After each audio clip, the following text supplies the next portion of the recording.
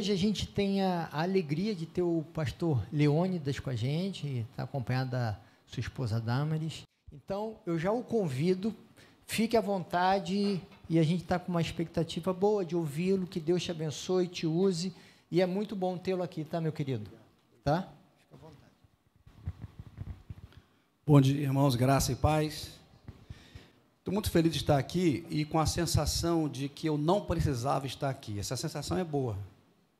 Quando eu vou numa igreja, eu visito igrejas todo domingo, né, que é diferente, e tem igreja que eu chego, eu falei assim, igreja complicada, é aqui que eu preciso estar. Eu estou com a sensação que eu não preciso estar aqui, porque essa igreja já executa, essa igreja já faz, essa igreja ama missões, essa igreja já ajuda pessoas de rua, essa igreja, eu conheço essa igreja aqui quando trabalhamos no servo, então é uma sensação boa que eu não preciso estar aqui. Isso é muito boa sensação. E quando você leva muito tempo sem encontrar uma pessoa, no caso, por exemplo, o pastor Remy, aí você encontra depois de, sei lá, 8, 9 anos, aí você fica assim, bem, será que ele mudou? Eu estava ali preocupado, ele estava no gabinete lá atrás, eu estava aqui desde cedo, meu Deus, será que ele mudou? Você é casado com a mesma esposa, será que já mudou? Um dia eu encontrei um pastor, ele mudou radicalmente a teologia dele, cara. Era um cara, eu falei, caramba, não conseguia conversar com o cara mudou. Então, as pessoas mudam, a gente fica assim. Aí, quando eu cheguei perto do pastor Remy, eu falei, meu Deus, será que ele mudou? Aí ele começou a conversar comigo, ele atrás, eu falei, não, graças a Deus, ele continua aquele servo que a gente dá prazer de conversar. Minha esposa, eu acho que compartilha comigo a mesma coisa, um pouco tempo que a gente conversou com ele ali, muito feliz, a gente se identifica muito, e eu percebo que ele só melhorou, né? Só melhorou, fica muito feliz por isso. E ele me perguntou sobre o servo, eu falei, tá bom, espera que a gente vai falar então depois, quando eu falar aqui sobre a África, e a gente fala sobre o servo. Inclusive, eu falei com ele que o servo, o pastor Remy, ele foi nunca pizza, né, que muitas outras vezes já fizeram isso com a gente, mas comigo. Mas uma pizza que o pastor pagou para a gente, eu estava com a turma grande do servo, centro de recuperação, imagina, os rapazes que vieram ao centro de recuperação, veio para aqui comigo para o culto, depois foi para a pizzaria em Caraí. Aquilo para eles, até hoje, eles falam dessa pizza que o pastor pagou para a gente. Aquilo foi o máximo. Então, muito obrigado por isso. E o servo, vocês sabem, o centro de recuperação, aquilo era a minha vida, era o meu DNA. Eu trabalhar com dependente químico era a coisa que eu mais amava na vida e amo ainda, né? Não deixei de amar os dependentes químicos. E para mim nunca mudaria aquilo. Simultaneamente, eu trabalhava numa missão chamada MCE, Missão Cristã Europeia. Grave essas 3 letras, MCE, Missão Cristã Europeia. O pastor lembrou desse detalhe também. Muito obrigado, querido. E eu transitava ali, eu trabalhava muito, fui pastor de igreja local, mas por pouco tempo, eu sempre soube que meu chamado não é ser pastor local, eu admiro muito os pastores locais, tenho muita pena deles, mas tenho pena, mas admiro. O pastor gostou. Coitados, né? Calma, pastor. Não é fácil, é bem difícil ser pastor local, né? Mas eu entendi que meu trabalho era um trabalho mais missionário. Até que eu estava... Aí eu já começo a contar a história, tá? Daqui desde a minha perspectiva do Brasil, depois a história vai chegar lá na perspectiva moçambicana. Eu recebi, numa das viagens missionárias, eu fazia uma caravana missionária todo ano para a Europa, durante 20 e tantos anos, né? A gente fez essas caravanas, Península Ibérica, depois passamos a fazer caravana para o leste europeu, onde a gente visitava a Croácia, Bósnia, Eslovênia, Hungria, e a gente fazia lá esse giro missionário por ali. Hoje temos muitos missionários nossos, fruto dessas caravanas que estão lá trabalhando. E eu, vindo numa viagem, recebi um e-mail de um africano, que eu entendia que o e-mail pedia ajuda financeira. O africano está sempre buscando ajuda, eu entendi. Aí eu tentei ser o mais delicado possível, nem sempre eu consigo ser delicado, né? E eu pensei que fosse. E falei para ele assim, meu amigo, você encontrou a pessoa mais errada do mundo. Grave essa frase. Você encontrou a pessoa mais errada do mundo. E refutei a minha fala. E eu fui dizendo, errado por quê? Eu não sou pastor de uma igreja local que possa levantar uma oferta para te ajudar na África. Errado porque eu sou diretor de uma obra social que eu preciso levantar, na época, 20 mil reais todos os meses. E a gente começava do zero, então não tinha como levantar dinheiro para ninguém. Errado porque eu sou representante, diretor de uma missão na Europa. Então, outro erro. E errado, o quarto erro é que eu sou missionário e não sou milionário. É diferente, né? Então, ele me devolve o e-mail, o contato começou para o Facebook, depois passou para o e-mail, depois para o Facebook, depois para o WhatsApp, que fica quase todo dia, né? E ele então me respondeu o e-mail dizendo o seguinte: Deus não erra. Até aí não falou nada. Deus não erra, eu já sei, né? Mas nós erramos. Eu quase falei assim, miserável. Deus não, mas você errou. Você encontrou a pessoa mais errada do mundo, né? Quem sou eu para dar ajuda para você? Não tenho nada. E que Deus não erra, sabemos. E ele falou o seguinte: o fato do irmão estar me respondendo o e-mail significa que o irmão é a pessoa certa e não a pessoa errada. E aquilo me chamou pouca atenção. Eu conversei com o pastor da igreja, da minha igreja, que estamos lá até hoje, o pastor local, né? Coitado, né? Tem pena dele também. Está lá sofrendo. E eu falei assim: pastor, ele é muito meu amigo. Contei a história e ele falou assim: Léo, você é um pastor missionário? Vamos fazer o seguinte, vamos fazer um movimento financeiro aqui na igreja. A igreja tinha lá uma peixada, que era famosa na cidade, inclusive na época. Vamos fazer aqui uma peixada e a gente levanta o dinheiro e você vai à África. E se der, eu até vou com você também. Acabou que ele não pôde ir. Coitado, pastor ocupado demais, pastor local muito ocupado. Foi uma enfermeira comigo. Então eu pensei o seguinte: meu Deus, eu vou para a África. Como é que eu vou convencer a minha esposa, depois de tantas viagens pelo Brasil e fora do Brasil, que eu vou para a África? Ela vai me bater, gente. Ela vai falar: Léo. Ela sempre falava assim: Léo, você está ficando velho. Até hoje ela fala, né? Você está ficando velho. Novo não posso ficar, né? Ninguém está ficando novo, estamos ficando velho. Não falei bobagem. Está ficando velho, Léo, você já viaja muito. Eu como a MC, só para a Europa, eu tinha ano que eu ia 4 vezes. Fora a viagem que eu tinha que fazer aqui dentro do Brasil, na América. E foi: como é que eu vou convencer minha esposa que eu vou para a África? Não tem nada a ver com o meu ministério. Como é que eu vou falar para meus líderes da Europa que eu vou para a África? Cara, como é que eu vou deixar o centro de recuperação, tanta coisa, e ir para a África? Então, eu liguei para ele e falei o seguinte: olha só, o africano, é o seguinte, a igreja vai fazer um movimento financeiro, eu não vou à África, te envio dinheiro e está tudo certo, beleza? E ele ficou em silêncio. Aí a conversa já era para o WhatsApp. Ele ficou em silêncio e falou assim: mas eu não queria o seu dinheiro. Eu falei: meu Deus, o que ele está querendo então de mim? Aí eu imaginei o filme de Tarzan que eu via quando eu era criança, botando os nativos botando branco para ficar assim, ó, assando. Eu falei: ah, meu Deus, eu queria que você viesse na minha aldeia. Na minha aldeia nunca veio um muzungo. Muzungo é homem branco. Quando vocês viram no vídeo, ele fala muzungo é homem branco. Ele lá fala português, vocês sabem disso, a língua oficial é português. Só que as pessoas não alfabetizadas, que são muitas e muitas, sobretudo as mulheres, elas não falam português, falam chuabo, que é o dialeto local. E eu queria que você viesse aqui na minha aldeia, queria te dar um abraço, queria que você fosse meu amigo. E aquilo me chamou a atenção, eu falei assim: ô Danilo, o nome dele é Danilo, um homem espetacular, um pastor espetacular, pensa num cara top. Ô Danilo, que negócio é esse, cara? Me conta a história, quem te deu o meu contato? Porque isso é normal, né? O e-mail, o telefone, né? Aqui tinha uma irmãzinha aqui, coitadinha, acho que ela não está aqui hoje não, está doente, né? Que falava, você falou que ela falava de mim, né, para vocês, não é isso? E Helena, né? Coitada, né? Às vezes as pessoas erram, né? Dá uma indicação que às vezes não é boa, pode ser o caso. Pode ser o caso, mas é normal que alguém indique alguém, como a Helena me indicou. Então, eu falei: como você me encontrou? Aí ele começou a contar a história dele, e eu queria que vocês ouvissem com atenção. Ele disse o seguinte: eu estou falando de um pastor, ele parece um batista, um congregacional ou um presbiteriano, teologicamente falando. O cara bem batista, bem presbiteriano, em termos de teologia. Então, não é um cara que vive sonhando por aí, louco. Ele teve um sonho. O sonho, Deus mandava ele ir à praça da cidade. Vocês gostam de geografia, né? Eu acho. A cidade é a capital da província da Zambésia, chama-se Quelimane. Quelimane fica a 1.600 quilômetros da capital Maputo, que é a capital de Moçambique. Então, o país de Moçambique, continente africano, Maputo é a capital de Moçambique, Quelimane fica a 1.600 quilômetros, e ele mora numa aldeia ali próximo. Deus mandava ele à capital da sua província. E ele não entendeu muito, acordou de manhã cedo, numa sexta-feira, e foi lá. E chegou lá, viu, infelizmente ainda existe, uma fila gigantesca de órfãos e mulheres e viúvas. Lá tem muitos órfãos, muitas viúvas. Morre de AIDS, fome e malária. AIDS, fome e malária, só morre disso lá. E ele foi, viu aquilo tudo e falou assim: eu não entendo porque que Deus mandou aqui. Deus mandou fazer o que aqui? Para ver miséria, eu já estou acostumado. Na minha casa, minha família, eu tenho miséria, tenho fome. Para que essa multidão passando fome? Essa multidão fica na fila todas as sextas-feiras, que eles recebem um pãozinho de 250 gramas, doado pelos muçulmanos.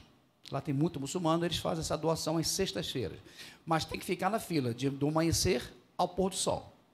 Então, ele viu aquela miséria, voltou para casa, não entendeu por que Deus mandou ele lá, e ele teve outro sonho, e Deus falava com ele assim, recebe, aí o sonho já era uma ordem, né, Damaris? Recebe essas crianças vivas aqui na tua casa.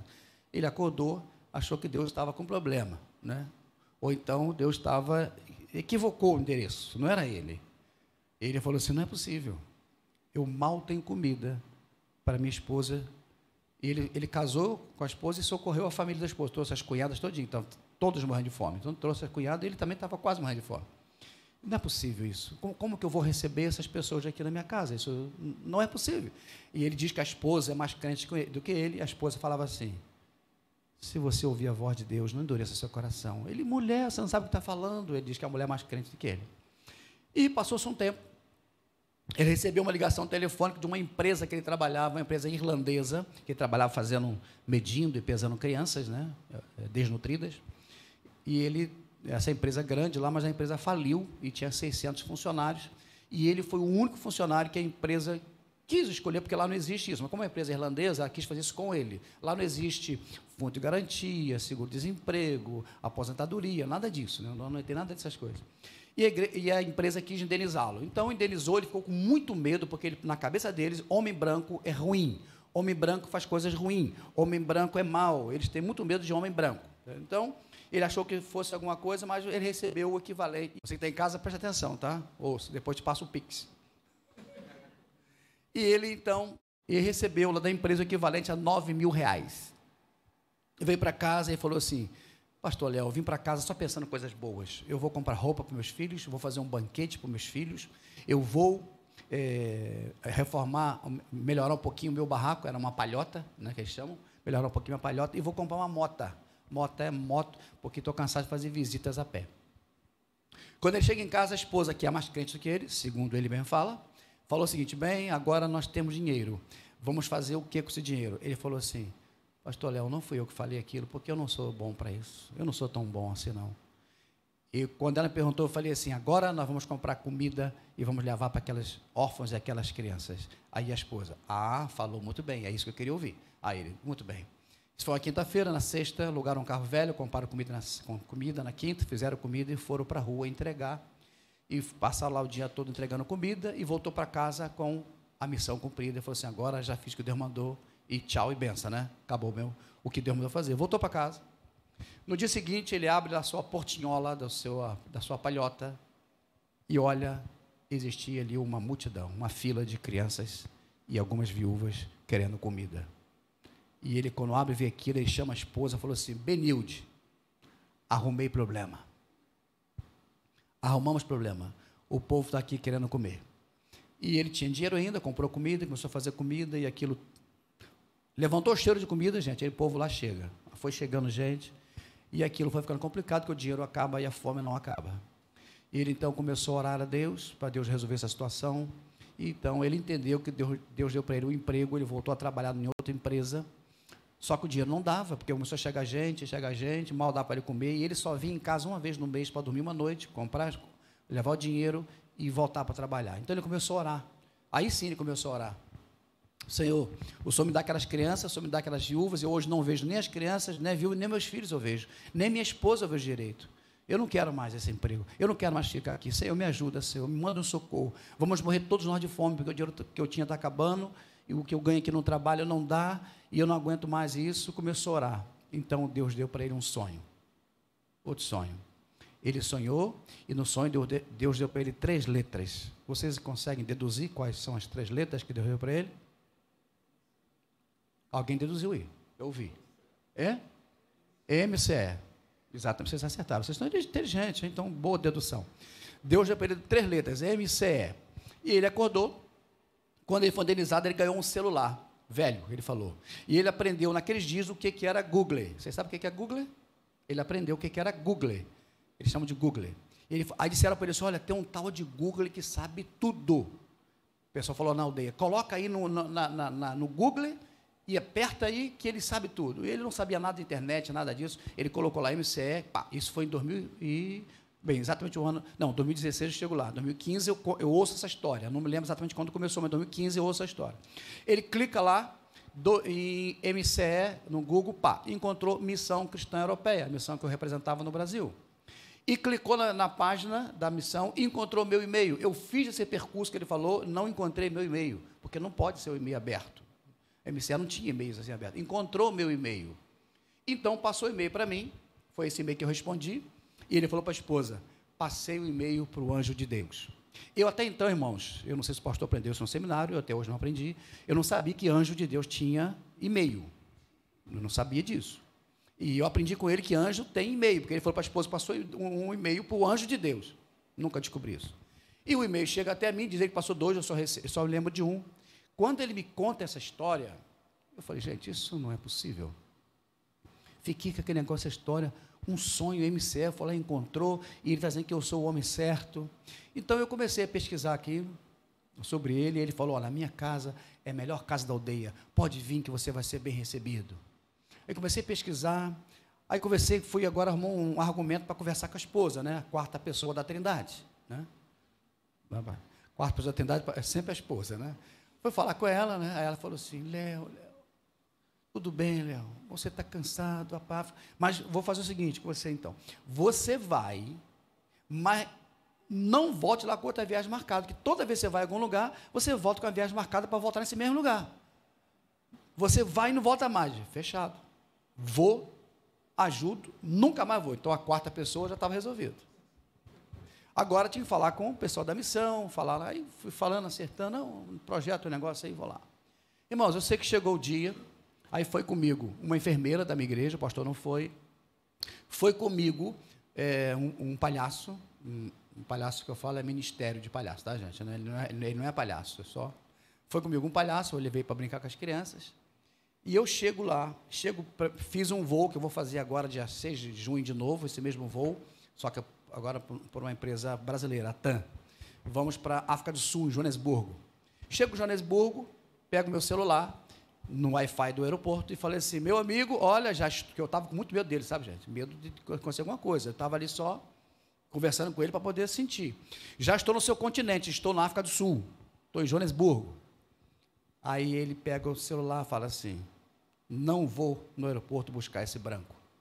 Bem me disseram que o homem branco não presta, é mentiroso, é mau. Olha que mentira. Isso é impossível. Ele está dizendo que está na África do Sul e o telefone é o mesmo número. Não existe isso. Não existe isso, não vou. E a esposa, tadinha, até hoje ela não sabe muito de internet, ela falava assim, Deus falou que vai mandar o anjo, vamos no aeroporto buscar o anjo. Eu também não sabia que anjo andava de avião, primeira vez que eu descobri também. Vamos no aeroporto buscar o anjo. E ele, não, isso é mentira, como é que é impossível, está na África do Sul, o telefone é o mesmo número do Brasil. Bem, peguei um avião ali e fui para uma cidade chamada, eles chamam Tete, uma cidade chamada Tete, já em Moçambique, tá? Você pode buscar no mapa que você vai encontrar. Chegou em Tete, aí passei outro e-mail para ele, um aeroporto muito pequenininho, mas tinha Wi-Fi. Peguei e falei assim, meu amigo, daqui a pouco estou chegando aí na sua cidade, já estou no seu país, já estou em Moçambique, estou em Tete. Ele chegou para a esposa, meu Deus, por que os brancos são assim? Mentirosos. Olha, dizendo que está no nosso país, o número é outro, é o mesmo número, ele nem tem o nosso número daqui, que mentira, isso é impossível, não tem como ele falar comigo aqui, com o mesmo número do Brasil, não vou buscá-lo no aeroporto. A esposa, graças a Deus, implorou, aí ele tinha lá o último dinheirinho que ele tinha para comer, ele pegou o dinheiro, alugou um carro velho e foi para o aeroporto me buscar. O avião atrasou, o homem queria ir embora, o homem falou assim, eu vou embora porque aqui não vem muzungo. Não vem homem branco, do Brasil menos ainda, aqui não vem. E ele insistiu com o homem, o avião atrasou, ele falou o seguinte, eu te imploro, eu espero mais 5 minutos, se o anjo não chegar, você pode ir embora.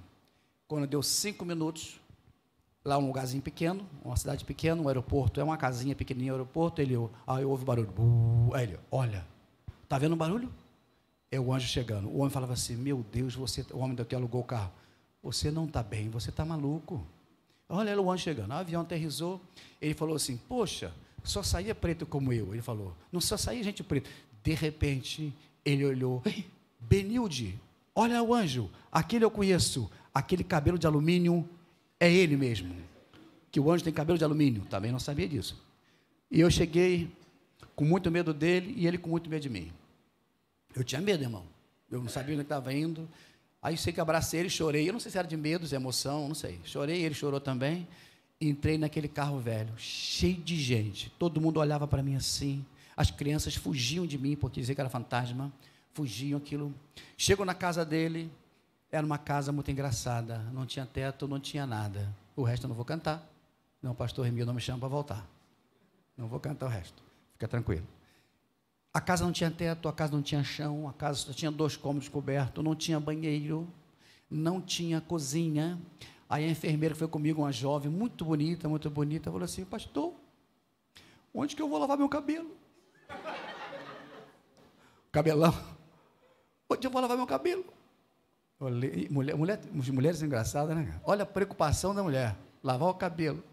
Eu falei: minha irmã, não sei nem onde você vai fazer o resto, quanto mais o cabelo, não tem resposta. Olha, irmãos, eu estou rindo agora com vocês, mas na hora eu chorei, tremi. Agora dá para rir. Primeiro conflito que eu administrei lá, e único até hoje. Primeiro conflito que eu administrei lá, e único até hoje. Falei: pastor, eu te agradeço muito. Eu vi que eles pesquisaram na internet como que o brasileiro vive. Eles descobriram que a gente come, eles não sabiam que a gente come com garfo e faca, aliás, comem com as mãos. Compraram garfo e faca, eles gastaram um dinheirinho, compraram um prato novo. E eu falei assim: pastor, não tem como ficar aqui, pastor. A menina está chorando. Fomos para uma pousada na cidade, horrível. Pensa num lugar horrível, a cama era desse tamanho baixinho, o fogão era lenha, cozinhar o fogão com a temperatura quente, aquela muito, muito quente, e muita mosca, lá tem muita mosca, a mosca cai dentro do arroz. Então eu comia arroz sem mosca, porque eu tirava mosca, tá, gente? Tirava a mosca do arroz e comia. E pão com barata, não com barata, um cheiro de barata, porque tinha uma caixa de madeira, aí eles guardavam o pão e as baratas moravam ali junto naquela caixa. Então, o café da manhã era assim nessa pousada. Horrível. Graças a Deus isso acabou, tá, gente? Eu criei lá, Deus me ajudou com a situação para poder reverter isso e ter estrutura para receber gente. Inclusive, ter levado gente lá todos os anos. Olha, irmãos, aí eu cheguei numa sexta-feira, à noite, pensa num lugar horrível, pensa no aeroporto feio, pensa no lugarejo feio, muito feio. Eu acostumado com... eu fui missionário de conta, eu era missionário da Europa, pastor, né? Eu viajava para Londres, para Lisboa, Madrid, Frankfurt. Então, agora... Aquilo era um choque para mim visual. Quem viaja para a Europa, para os Estados Unidos, é muito diferente. Aquilo foi um choque visual assustador.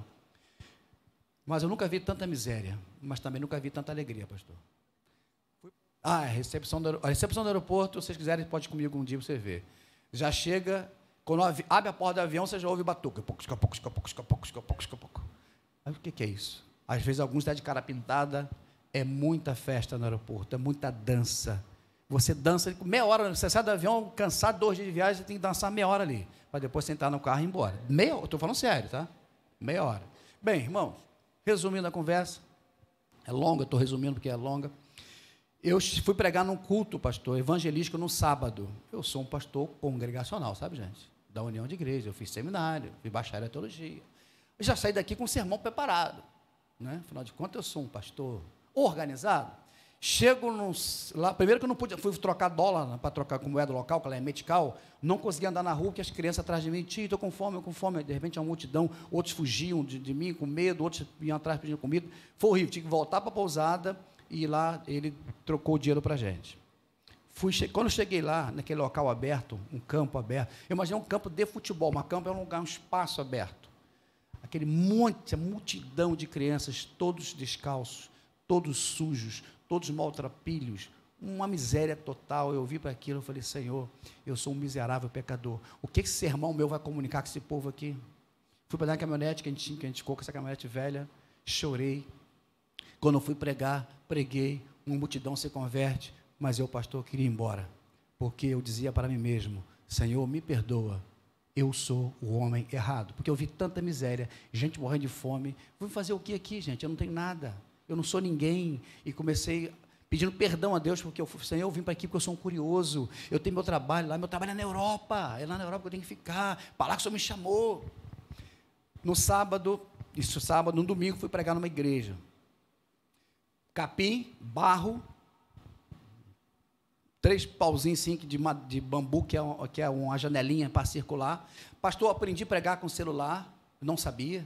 Porque lá, meio-dia, uma escuridão, sol quente, lá fora uma escuridão, porque não tem janela. Uma portinha pequenininha, aí aprendi, porque para ler Bíblia só com o celular. Não tem como ser ali, com escuridão. Irmãos, entrei, aí eu nunca vi tanta alegria, eles pulando e dançando, pulando e dançando. Quando eu entrei na igreja, ânsia de vômito, voltei. Falei, meu Deus, o cheiro era insuportável. Tudo que vocês usam, homens e mulheres, diariamente ou mensalmente, ninguém usa lá. Ninguém tem dinheiro. Tem dinheiro lá só. Quando tem dinheiro é só para comer, gente. Eu não estou exagerando, tá? Vocês podem ir comigo lá e ver. Aí tentei entrar de novo na igrejinha, numa portinha pequenininha assim de barraquinha, entrei de novo, respirava fundo, ânsia de vômito. Voltei de novo, e a poeira subindo, eles pulando e dançando. Falei, meu Deus, até que respirei, consegui ficar. Falei, Senhor, me perdoa, eu não era para ter vindo aqui, esse não é meu lugar, eu sou o homem errado, Irmãos, preguei. Quando eu levantei para pregar, o culto é em português, Exuabo. Isso foi numa aldeia um pouco distante dali, aí ninguém fala português mesmo, a minoria. Aí o pastor passou a palavra a mim em português, o pastor, eu entendi muito bem, eu já morei em Portugal, então, e lá eles falam melhor que os portugueses, tá? Entendo bem, é tranquilo para entender, é isso. Quando eu levantei para pregar, o tradutor levanta também, e eles começaram a pular e dançar, e eu falei assim, mas, o senhor tradutor, o pastor mandou pregar? Aí ele, mas o irmão vai pregar. Aí eu, meu Deus, mas como que eu vou pregar que eles estão pulando e dançando? Aí o tradutor, não, eles não estão pulando e dançando. Eu falei, meu Deus, enlouqueci. Eles estão pulando e dançando. Não, irmão, eles estão agradecendo a Deus, porque Deus vai falar com eles através de você. Meu Deus do céu, eles já estão agradecendo a Deus. Aí eu falei, Senhor, de novo, Senhor, que esse irmão de ontem dá melhorada, aí me dá ele de novo. Falei, Senhor, eu sou um miserável. Cada vez que passava, pastor, eu me sentia mais miserável. Me sentia uma pulga preta em cima de uma mesa de mármore preta, num quarto escuro, numa noite sem lua. Nada. Acabou o culto, eu falei, meu Deus, que lugar é esse? Que lugar é aquela multidão de gente, tudo a pé. Não tinha um carro parado, pastor, no estacionamento. Quando tinha 2 bicicletas. Olha, fui embora. Na segunda-feira, eu já doido para ir embora, o pastor falou assim, vamos visitar nossas viúvas? Eu falei, vamos. Passou lá na pousada, vamos visitar a viúva. Aí naquele carrinho velho, multidão andava atrás da gente. Visitei uma viúva. Que casa era aquilo, gente? Um barraco, não tem nada. Visitamos a segunda viúva, já morrendo de malária, outro morrendo de fome. Falei, meu Deus, isso não é meu lugar. Não. Aí fui visitar a terceira viúva, e do lado tinha uma pessoa que não tinha tantas necessidades, então por isso não fazia parte do nosso projeto. Tinha um caderninho com as pessoas, tudo mais ou menos organizado, né, escritinho. E tinha uma senhora com 14 crianças, literalmente com fome. As 14 crianças eram filhos e sobrinhos que estavam com ela, o marido foi embora, ela ali sozinha, as crianças com fome. As crianças olharam para mim assim, parecia que via um frango de padaria. Eu falei, não aguento isso aqui. Eu falei, pastor Danilo, você me perdoa, eu vou embora. Eu vou voltar para a pousada, vou ligar lá para a minha agência de viagem, onde eu compro as passagens sempre, vou tentar pagar multa, eu sabia que tinha multa para pagar, eu vou pagar multa, eu vou pegar o voo e vou embora. E ele, triste, falou assim para mim, assim, eu entendo, isso não é a sua cultura. Então, eu entendo, eu não aguento. Eu voltei para a pousada, sentei na cama, falei, Senhor, me desculpa, eu sou o homem errado, não era para ter vindo. A menina que estava comigo, a enfermeira, filmou no meu celular, essa senhora pedindo ajuda, mal falava português, falava mais suave que português. Ela filmou e eu postei aqui no Facebook, eu não tinha Instagram. Hoje tem, se você quiser seguir lá no meu Instagram, você vai ver algumas coisas sobre um minuto missionário que eu faço, é 1 minuto mesmo. E das viagens, alguma coisa também posto. E postei aquilo. Quando eu postei, minutos depois, 2, 3 minutos, me liga uma pessoa, um empresário da minha cidade, rico e não crente. Deus usa quando quer, usa até mula, né? Quanto mais não crente. Me mandou uma oferta boa. Comprei comida e abasteci aquela família. Daqui a pouco me ligam, até pastor me ligou, pastor batista, pastor congregacional, assembleano, e começou, sobrinhos, amigos, irmãos, familiares, começaram a mandar dinheiro, e tinha um caixa eletrônico na cidade, eu comecei a sacar dinheiro, e comecei a comprar comida, e aquele lugar que não tinha nada, onde as meninas até hoje, com 12 anos, elas são dadas em casamento só para poder ter um prato de arroz por dia. Onde uma mulher viúva é considerada bruxa, não vale absolutamente nada. Nada. Se você tivesse como ver a experiência que a minha esposa, para ajudar no nosso orçamento de missionária, ela trabalha com organização, ela é organizer, e ela teve quase obrigatoriamente a fazer um trabalho de organização com as viúvas, ela teve uma experiência interessante, ensinar as viúvas a guardar o peixinho, não é isso? O peixinho, a farinha, quando tinha, é um negócio interessante, uma experiência muito legal. Aquelas viúvas que são muitas vezes mortas pela família para matar a bruxaria, porque se acontecer algo na família, há uma mulher com 50 anos lá já é considerado bruxa, porque não morreu ainda, porque lá ninguém vive tanto, é mais mulher. 50 anos não morreu, é bruxa. E se acontecer algo na família, eles matam essas viúvas. Então, nós temos hoje lá 60 viúvas e 150 crianças. Cheguei na casa do pastor Danilo, não tinha banheiro, não tinha porta, não tinha piso, não tinha nada, não tinha. Eu pregava no quintal da casa dele, embaixo de chuva e embaixo de sol. E hoje nós temos lá um parquinho, o pastor Danilo tem uma boa casa, o pastor auxiliar dele tem uma boa casa, depois eu posso contar, que a gente fez agora, nessa última viagem, agora de agosto. As crianças, todas elas estão na escola, são as melhores notas da escola pública lá, são as nossas crianças. Temos reforço escolar, temos uma escolinha, temos uma padaria com um padeiro que nunca tinha ensinado pão para ninguém, Então, hoje nós temos uma padaria, hoje nós temos, a história mudou. E temos a igreja, é uma coisa, onde eu preguei na chuva, no sol, hoje tem uma igreja, que eles chamam de catedral, só porque é feita de bloco. Tem igreja, tem uma cozinha, temos uma cozinha boa, que foi um pastor Batista que foi lá comigo, viu, Batista? Foi, falta aí outro. O pastor Batista foi lá comigo, ele é arquiteto, programou a cozinha, porque era uma cozinha muito feia, você vai ver ele agora, feia que nós tínhamos feito já, hein? Que lá não tinha nada, era no chão, que botava os pratos e fazia um buraco e cozinhava no chão. Muito, muito primitivo. Então, hoje o que tem lá lavava a louça no chão, cozinhava no chão, tudo no chão, varre assim, é um negócio do outro mundo. Veja o vídeo, rapidinho, o vídeo, 3 minutos ou 4 minutos, vocês vão ver o vídeo já está obsoleto, graças a Deus, já melhorou, mas vamos lá.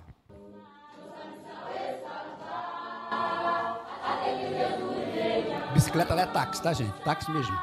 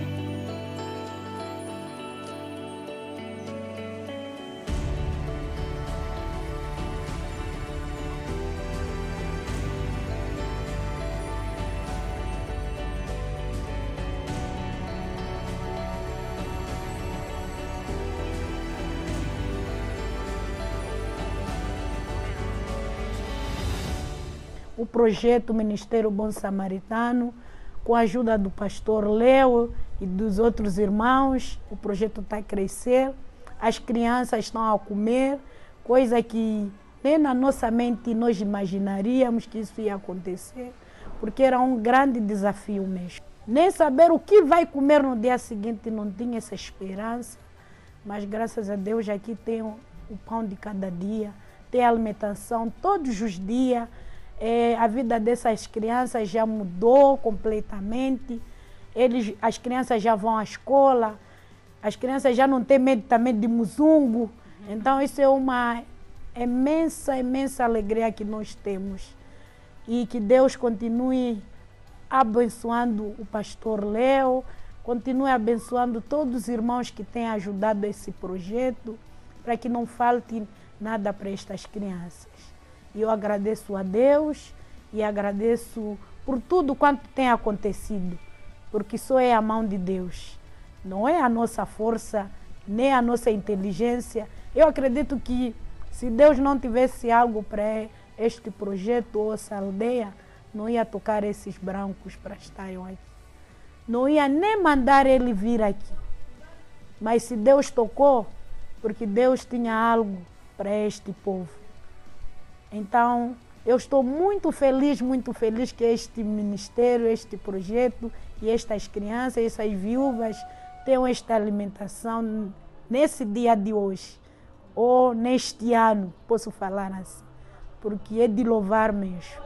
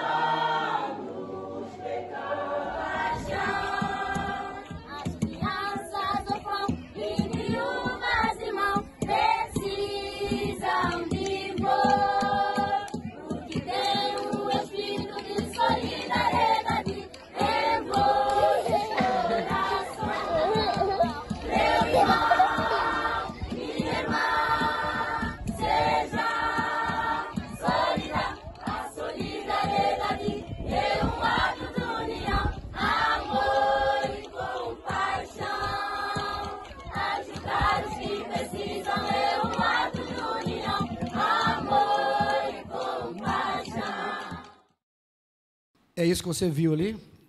Deus está fazendo naquele local com o homem errado. Deus sempre usa aqueles improváveis, e eu sou o improvável. E Deus tem feito ali coisas tremendas naquele local. Esse homem, quando veio ao Brasil a primeira vez, trouxemos ele. Minha esposa, ele fica lá em casa hospedado, minha esposa foi fazer uma vitamina para ele, quando ligou o liquidificador, ele ficou para aquilo, assim, o liquidificador velho tinha lá em casa, até quebrou, tivemos que comprar um novo, mas não era bem comum. Ele, meu Deus, isso é o quê? Na minha esposa, isso é um liquidificador. Meu Deus, isso é algo muito moderno. Não, Danilo, isso é algo já não é moderno. Meu Deus, que coisa interessante. Ô, mãe Damaris, eles chamam de mãe, tem mãe de Ná, tem mãe Damaris também, sabe? Ô, mãe Damaris, eu queria lavar roupa, como é que eu faço? Ele olhou, não viu nenhuma pedra para bater a roupa, nada. Ah, tem uma máquina. Máquina lavar roupa? Vem cá que eu te mostrar. Meu Deus do céu, isso é como é possível a água entrar dentro? Aí minha esposa explicou. E para tirar, como é que é? Aí minha esposa explicou, não, ela sai sozinha. Coisa de muzungo. Tudo é coisa de muzungo. Então, gente, é algo de outro mundo, né? Eu fui explicar, minha filha esteve lá agora, né? Esteve lá com a gente. Tem aula de inglês também, lá nossas crianças, elas estudam inglês e estão aprendendo mesmo a ficar fluente em inglês. Minha filha tem uma empresa de idiomas, né? E ela é professora de inglês. E ela chegou lá e descobriu um menino da aldeia que falava fluentemente inglês. Então, ela treinou o garoto, deu o material para o garoto, e ela paga o salário desse garoto todos os meses, paga um bom salário para ele dar aula grátis para as nossas crianças. Então, nossas crianças estão falando inglês. Cheguei lá agora em agosto, foi comigo um pastor americano, e o garoto de 12 anos começou a conversar com ele em inglês. Eu falei, não é possível, esse garoto já sabia inglês. Aí fui falar com ele, não, eu aprendi aqui na escola. Então, o menino que está dando aula de inglês está maravilhado, está recebendo um salário, que é um garoto lá da aldeia. Ou seja, esse meu sobrinho, Alex, no segunda viagem, falou assim, tio, eu quero ir com você, mas não sei cantar, não sei pregar, não sei dançar, eu só sei fazer pão para mim. Ele fazia pão de hobby para ele.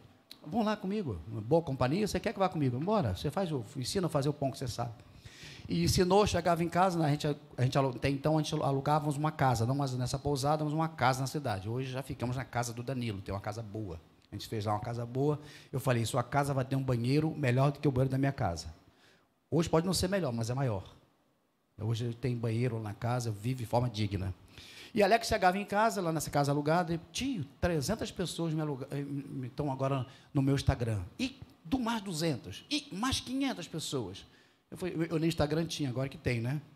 E ele foi ficando com aquilo foi. Quando chegou ao Brasil, disseram para ele, por que você não dá um curso também de pão aqui no Brasil? Ele não dava curso, ele deu curso lá, porque ele sabia.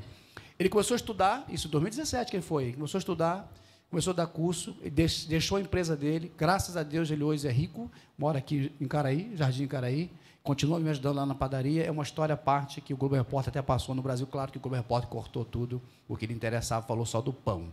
Mas Deus tem mudado a história, mudou a história deles. Esse casal vão estar, inclusive, se tiver interesse, me procura, porque eu acho que tem uma vaga ou duas, talvez. De semana tem vaga, de semana tenho. Porque eu comecei a fazer ontem a agenda dele, anteontem, e já praticamente encheu a agenda. Ele vai estar no Brasil comigo dia 2 de agosto. O Danilo e a Benilde, o casal ali. O pastor Danilo e a Benilde estarão aqui comigo dia 2 de agosto, se quiserem, a gente pode conversar. E dou também outra oportunidade. Eu estou indo agora 6 de agosto, não daria levar uma pessoa daqui, de repente até dou um jeito para encaixar. Mas para fazer uma caravana, não. Se vocês quiserem comigo lá em Moçambique, vir uma experiência que vai mudar a vida de vocês, me procurem, a gente pode fazer um grupo só daqui. Estou com um grupo aqui de um pastor de Itaipu, que separou a minha agenda de 23 de setembro até início de outubro, para estar lá comigo com o grupo. Não é uma data que eu normalmente vou lá, mas ele quer levar um grupo de empresários da igreja dele. Então, mas ele não confirmou ainda. Se não confirmar, essa agenda fica aberta para vocês. Se não confirmar, e a gente encaixa em outro, mas faria um grupo só para vocês. Eu iria lá com muito prazer, tivesse levado um grupo só daqui de vocês, ou pessoas que vocês indicarem. É uma viagem missionária, tá, gente? Mesmo. Vai trabalhar com criança, vai lá para conviver com eles ali dentro. É um negócio ímpar, espetacular. Hoje nós mandamos para lá todos os meses 20 mil reais. Hoje o projeto é 100%, pastor, legalizado no Brasil. Temos CNPJ, temos uma diretoria, temos um pastor Batista, que é nosso vice-presidente. Temos uma diretoria. Legalizamos também um projeto lá em Moçambique. Graças a Deus, o projeto é 100% legalizado, tanto no Brasil como lá em Moçambique. Hoje eu me dedico quase 100% do meu tempo nesse trabalho. Eu sou conselheiro de missões na minha denominação, não atuo tanto, mas hoje eu estou me dedicando a 100%, eu deixei a MCE, deixei o servo, deixei algumas coisas para me dedicar a esse povo. E eu, quando cheguei lá, falei assim, eu não me sinto estrangeiro aqui, me sinto de casa. Quando a minha esposa foi, a mesma coisa. Eu sempre soube que eu era estrangeiro nesses países que eu falei que eu rodei. E lá em Moçambique eu me sinto em casa. A minha filha foi também sentiu a mesma coisa, me sinto da casa, eu me sinto muito bem ali. Então, irmão, se vocês quiserem, são muitas experiências, coisas difíceis, orem, porque nesse momento lá, o norte do país está sofrendo atentados terroristas, viralizaram uns vídeos muito terríveis, realmente, os vídeos é terrível. Infelizmente, o vídeo é verdade, mas, infelizmente, alguns pastores, tanto brasileiros como moçambicanos, também se aproveitam disso para arrumar dinheiro. Né? Diz que perdeu gente da igreja dele, que a igreja dele foi atacada, muitas vezes isso é mentira. Então, muito cuidado, eu não postei nas nossas redes sociais nenhum vídeo desse sensacionalista, nada. Mas, infelizmente, aqueles ataques terroristas são verdades, ok? Eu vou ser breve aqui na meditação, depois, não sei se der tempo, porque os irmãos quiserem tirar alguma dúvida, fazer alguma pergunta, estarei à disposição, eu vou ser bem sucinto. Atos 4, versículo 32. Que eu não vim aqui para pregar, porque para pregar, inclusive, eu vou pesquisar lá no YouTube, depois a pregação do pastor, sobre o sermão do monte ou da montanha, que para pregar, eu tenho certeza que o pastor é o exímio pregador. Eu não preciso vir aqui para pregar, porque vocês já, aqui na igreja, vocês têm um bom pregador, inclusive eu vou ouvir depois no YouTube. Mas eu vim aqui para desafiar vocês, eu vim aqui para mostrar isso para vocês, o trabalho que a gente está fazendo, e é com ofertas daquilo ali, irmão, vendendo aqueles paninhos, vendendo vaso, por favor, depois nos ajude a comprar os vasos, uma oferta de R$100 por mês de pessoas, de igreja. Só temos agora recentemente, que apareceu uma igreja batista, não sei se você conhece a PIBAN de Maricá, pastor Cândido, que ajuda com 2 mil, é uma fortuna, a gente nunca teve nada parecido, que ajuda com 2 mil por mês. Pastor Cândido é uma pessoa espetacular que nos ajuda. Só temos essa igreja que dá essa ajuda assim, substancial, e outra igreja que nos ajuda com R$1.000. Não temos nenhuma outra ajuda, e a gente manda para lá 20 mil todos os meses, fora o mês de junho e mês de dezembro. 1º de junho é o dia das crianças lá, e dezembro é o Natal, que a gente dá. O que a gente come lá? Feijão e arroz, tá, gente? Eu estou numa campanha, inclusive estou indo a Portugal agora, dia 6, com essa ideia. Eu estou buscando mantenedores, por exemplo, 2.000 e alguns quebradinhos para dar leite para as crianças 3 vezes por semana. 2.000 por mês, para as crianças não tomam leite, tomam suquinho, que é mais barato. Então, as crianças não tomam leite. Então, a gente está querendo ver agora arrumar parceiros, porque eu não tenho mais braço para doar leite para as crianças. 2.000 por mês. Então, sabão para tomar banho, eles chamam de Colgate, é pasta de dente, eu não sei o valor, tem aqui anotado, não sei o valor. Estão buscando para a gente fracionar esses valores. Porque o arroz e feijão e mais algumas coisinhas, a gente manda para lá, que é 20.000, porque a gente pagamos taxa, a gente manda isso de forma legalizada, a gente paga um valor, 27% de imposto, é caríssimo. Então, pensa nisso. Atos 4, diz o seguinte, no versículo 32. Da multidão dos que creram eram o coração e a alma. Ninguém considerava exclusivamente sua nenhuma das coisas que possuía. Tudo que, porém, lhes era comum. Com grande poder, os apóstolos davam testemunho da ressurreição do Senhor Jesus, e em todas elas havia abundante graça. Pois nenhum necessitado havia entre eles, porquanto os que possuíam terras ou casas, vendendo-as, traziam os valores correspondentes e depositavam aos pés dos apóstolos. Então, se distribuía a qualquer um à medida que alguém tinha necessidade. Só até aqui já é o suficiente. Vocês me deram um tema que posso confessar para a irmã? Um pecado? Quando a irmã perguntou se um tema, eu mandei na hora aqui, foi inventado, tá? Mas é a essência de tudo. Foi inventado baseado em um critério. Qual é o tema mesmo? Você lembra do tema da mensagem? Desafio? Pronto, esse é o tema da mensagem que eu estou descobrindo. Mas quando a irmã perguntou, é o desafio da igreja, desafio além da igreja local. Porque hoje, gente, todo mundo almeja uma igreja dessa. Pastor Remy almeja. Eu, se eu fosse pastor local, também queria uma igreja dessa. Ninguém tinha necessidade de nada. Inclusive, se você voltar lá no versículo 31, quando orou, tremeu o lugar. O versículo 31 fala, o lugar tremeu quando eles reuniam para orar. Era uma igreja cheia do Espírito Santo. Era uma igreja que tinha sinais, tinha prodígio, tinha cura. A igreja primitiva era a igreja exemplo. Inclusive, quando você vai ouvir qualquer culto missionário, é de Atos dos Apóstolos da igreja primitiva. Quem não quer uma igreja dessa? O pastor me prega numa manhã de domingo, 3.000 pessoas se convertem. Já pensou nisso, gente? Que igreja é essa? Aí, é o seguinte, essas pessoas iam se convertendo, iam criando problemas, porque era algo novo, perdiam o seu trabalho, seu emprego. Chegavam na igreja cheia de necessidades. E a igreja começou a cuidar desses que iam chegando, como vocês fazem. Começou a cuidar dessas pessoas, a ponto de ninguém ter necessidade de nada. Um irmão dava um espirro, vigia de oração. Vamos orar para curar a gripe desse irmão. Bastava um espirro. Então a igreja estava ali. Só que a igreja, ela, por ter tantas necessidades locais, e aqui vocês têm, devem ter, obviamente, suas necessidades locais, essa igreja, ela começa lentamente a esquecer de uma agenda universal. Ela começa a esquecer que Atos dos Apóstolos, no capítulo 1, versículo 8, diz o seguinte: mas recebereis poder ao descer sobre vós o Espírito Santo, e sereis minhas testemunhas, tanto em Jerusalém, Judéia, Samaria e até os confins da terra. A igreja tinha uma ordem universal, tinha uma ordem para levar o evangelho onde não tinha chegado. Porque na cabeça deles, o evangelho era para judeus. Mas na cabeça de Deus, no Espírito Santo, o evangelho era para gentios, o evangelho era para todos. O evangelho não era para um grupo específico. O evangelho não há acepção de pessoas, como fala Romanos. É para todos. Mas a igreja começa então a abraçar ali uma agenda local. E ela cai na simpatia do povo. O povo acha, caramba, foi simpático, fica ali. E ela começa a realmente fazer a diferença onde estava. Só que o Espírito Santo, que é o Espírito Santo missionário, tinha uma ordem maior. A ordem maior era atravessar fronteiras geográficas, atravessar fronteiras de idiomas e seguir em frente ao seu trabalho. Essa era a agenda. Mas a agenda da igreja primitiva naquele momento estava sendo direcionada, apontada para uma necessidade local. Irmãos, perdoe-me. Como eu falei no início, eu quero reiterar, lembrar da minha fala. Talvez eu tive a impressão que cheguei numa igreja que eu não preciso estar. Isso é muito bom. Mas talvez você conheça agora uma igreja que eu vou falar agora. Muitas das nossas igrejas, sejam elas batistas, congregacionais, presbiterianas, Assembleia de Deus, essas comunidades que tem por aí por Niterói e pelo Brasil fora, a sua agenda é apontada pelas necessidades de membros local, não é apontada pelo Espírito Santo. Porque ela tem tanta sua necessidade, ela esquece que Deus mandou a gente avançar, porque não tem cuidado desse aqui. E nós estamos formando crentes mimados. Aí, perdoe-me quem pensa diferente, aquela música daquela menina, que eu nem conheço a menina, a Aimee Rocha, vocês viram? Evangelho de Fariseus. Gente, infelizmente, é verdade. Fazemos campanha para nós mesmos. Oramos para nós mesmos. Isso não é pecado, você orar para você mesmo. Mas você não pode centralizar o evangelho em você. O evangelho é coletivo, é para avançar. A igreja, que é a igreja, ela existe para os de fora, diz um grande teólogo alemão, Bonhoeffer, que fala isso. A igreja, que ela é a igreja, quando ela realmente é para os de fora.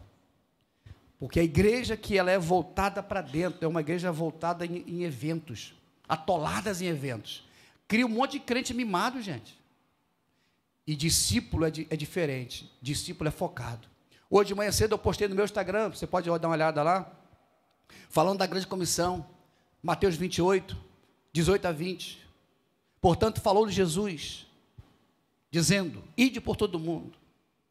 Portanto, falou de Jesus, dizendo, ide, portanto, fazer discípulos de todas as nações, batizando-as em nome do Pai, do Filho e do Espírito Santo, ensinando-os a guardar todas as coisas que vos tenho dito, algumas versões vos tenho ordenado. Todas as coisas, não são algumas coisas. E ele promete o seguinte, que eu vou estar com vocês, estarei convosco até a consumação do século. Estarei com vocês todos os dias, até a consumação do século. Não é só no Natal, não é só no Ano Novo, não é só em algumas ocasiões, é até a consumação do século, ou até os fins do tempo, como diz a versão aqui da linguagem de hoje. Essa é a ideia. E a Bíblia não chamou a gente para fazer crente, para fazer evangélico, para fazer membro de igreja, chamou para fazer discípulo de Jesus, porque discípulo de Jesus é focado em falar de Jesus. Então, infelizmente, a igreja começa a abraçar uma agenda local. Mas Deus tem planos, e manda, aí vocês conhecem, que eu não vou me ater muito isso aí, a visão o êxtase de Pedro, que viu o lençol descendo, lembra? Mandou lá os quadrúpedes, vai, come, vou comer imundo. Não, pai, o que Deus criou não é imundo.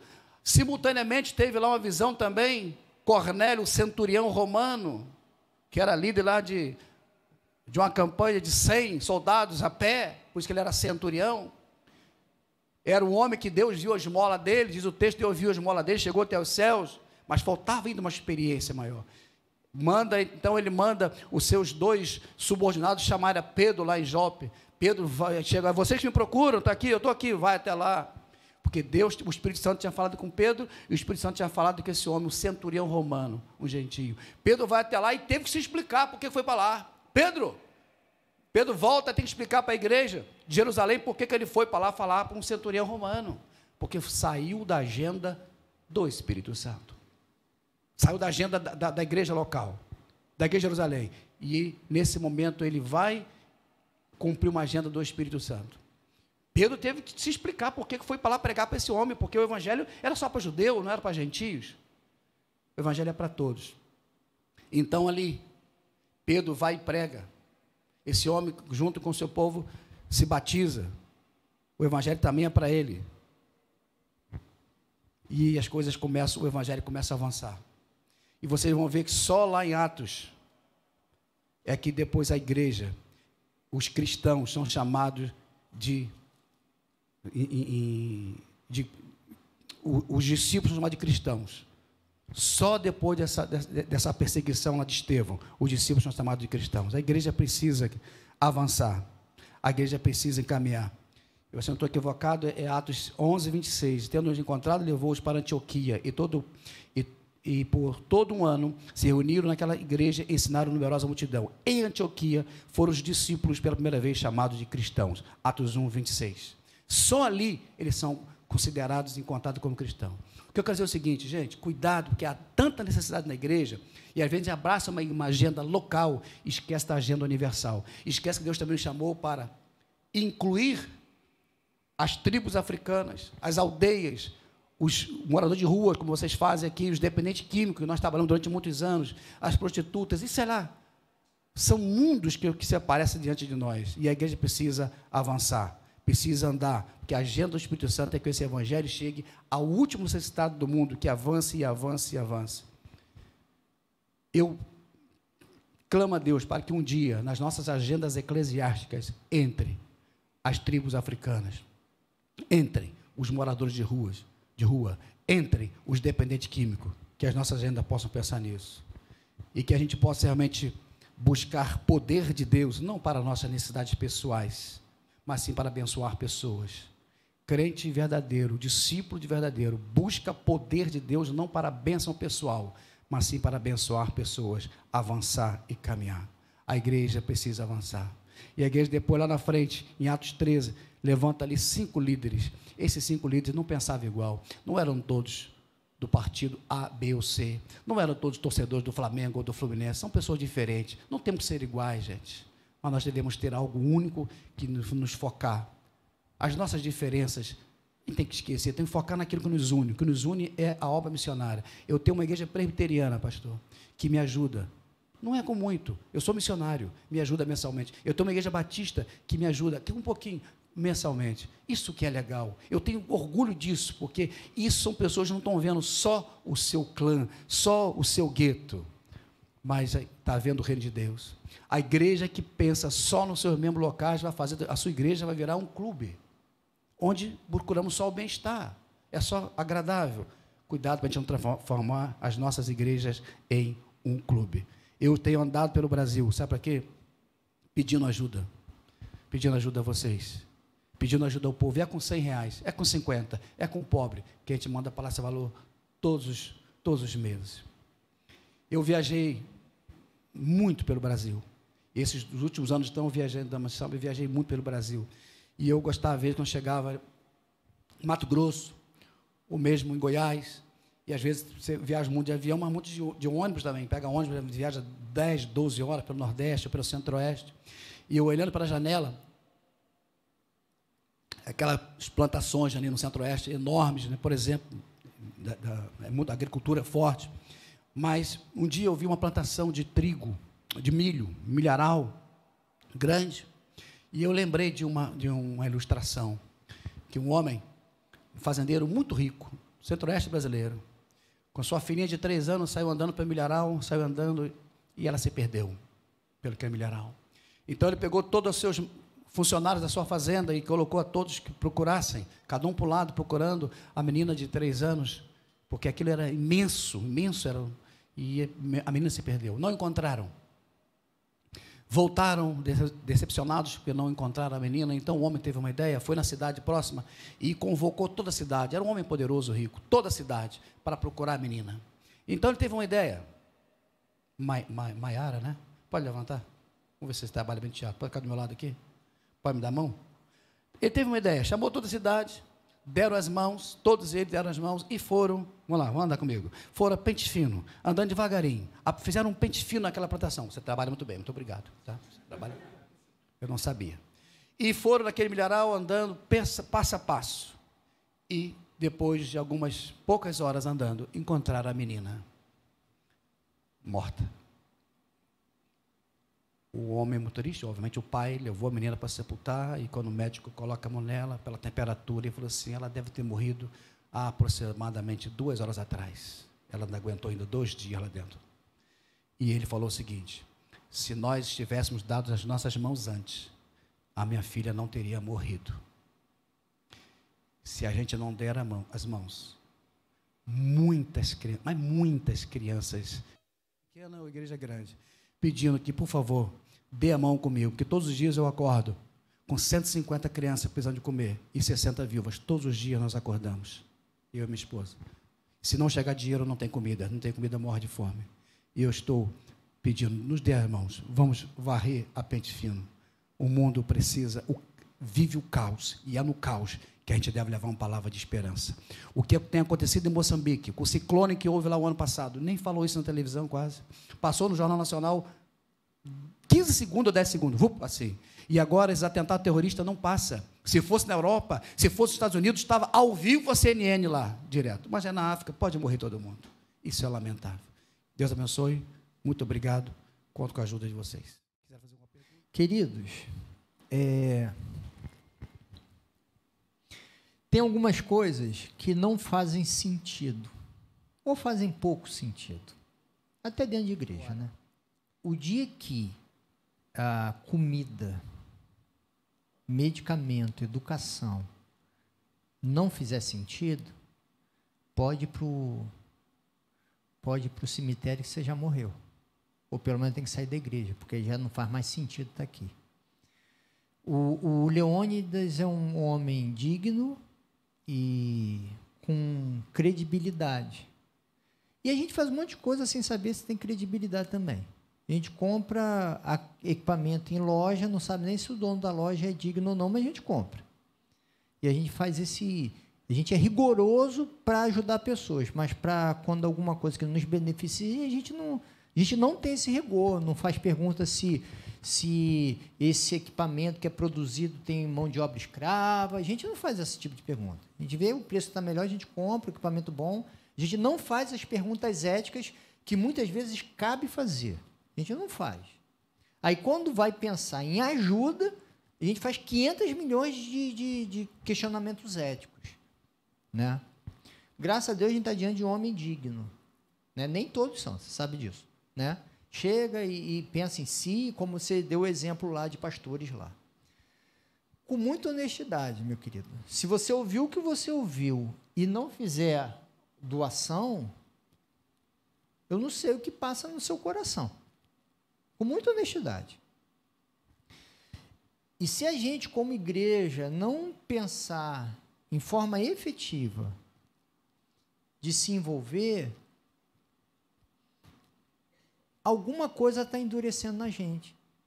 Porque a gente está conseguindo gastar, e tem que gastar mesmo, tá? A gente está em obra, está gastando uma grana em obra, a igreja precisa, mas é obra para servir. A gente tem que servir. E eu acho que a gente foi aqui, deu um mapeamento de serviço para a gente. Eu vou pedir que você ore agora. Vou parecer aquelas igrejas, né, que ficam pedindo dinheiro. Mas eu quero que você ore. E você ore falando assim, Senhor, quanto que eu vou doar para o projeto? Não vou pedir para você levantar a mão e dizer quanto não. E você vai orar agora. Sua oferta. E aí você vai chegar, tira a foto desse negócio aqui, tá? E você vai fazer sua doação. Fora isso, compre o equipamento bonitinho, que é bonito mesmo, tá? Mas é para orar. Coloque-se diante do Senhor. Quanto que eu vou dar de oferta para esse projeto? Ore ao Senhor agora. Deus, eu te agradeço, porque num cenário desolador, Pai, em grande escala que a gente vive no Brasil, do Evangelho no Brasil, é possível a gente ouvir coisa boa, de coisa boa sendo feita em Teu nome, Pai. Eu peço que o Senhor abençoe essas pessoas que são ajudadas diretamente e aquelas que são ajudadas indiretamente por meio desse projeto. Que o Senhor as abençoe, Pai. Abençoe o pastor Leônidas, a Damaris, abençoe esse casal, toda a sua família e tanta gente que ajuda, Pai. E eu te agradeço porque o Senhor nos apresentou essa possibilidade de serviço, Pai. E eu peço que as pessoas aqui sejam fiéis à Tua voz, Deus. E que a gente seja coerente com o que a gente crê, Deus. E eu peço, Pai, que o Senhor desperte essa igreja para a gente conseguir se envolver com a dor do outro, Deus. É óbvio que a nossa dor é grande também, mas a do outro também é, e como a gente viu muitas vezes, bem maior, Pai. Que o Senhor nos abençoe, que o Senhor faça brotar em nós a fidelidade que cabe ao Teu povo, Pai. É o que eu te peço e te agradeço em nome de Jesus, Pai. Amém. Equipe de missões, depois cola no Leônidas, veja isso mais. Eu acho que é um projeto bacana para a gente se envolver, abençoar e se envolver mesmo. Quem sabe fazer até a caravana para lá, né, para conhecer melhor, se envolver. A gente, e aí eu concluo porque a palavra foi dele, a gente se endurece. Eu não estou falando da gente e vocês não, estou falando de mim. a gente se endurece pelas lutas cotidianas e pela rotina de igreja. E aí faz pouco sentido o Evangelho. O Evangelho precisa pulsar para fazer diferença na vida das pessoas. Na nossa e na dos outros. Por isso que Jesus nos ensinou. O Pai é nosso. O pão é nosso. O pecado é nosso. E o perdão é nosso. Não existe vida cristã se não for comunitária, se não for incluindo o outro. Qualquer proposta fora disso não é evangelho. Que Deus nos abençoe. Deus abençoe vocês. Amém. Deus nos abençoe.